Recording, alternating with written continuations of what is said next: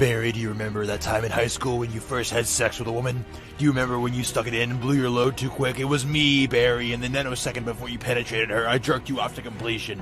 Barry, do you remember that time where you got hard just from looking at your mother? It was me, Barry, I waited and watched until you glanced at her, then jerked you to hardness. I made you Oedipus, Barry. Barry, do you remember when your mother was bathing you and your brother in the tub, but you had to get out of the tub early because your brother peed in the water? It was me, Barry, I was the one that peed in the tub. Barry, do you remember when you came, shit, farted, and pissed yourself all at the same time? It was me, Barry, I made you into the cum, shit, fart, piss man. Remember that time you tried to make a Comfy Simpsons thread and it got derailed by Sneed posters? It was me, Barry, I and the Rogues derailed your thread. Barry, do you remember the time you tried to share your genuine opinion about cartoons on 4chan and got mocked for having different opinions? It was me, Barry, I was anonymous. Barry, do you remember when you woke up with a sore ass that one morning when you were 6? It was me, Barry. I don't like this one very much. Remember that magnificent microwave casserole you had in your freezer?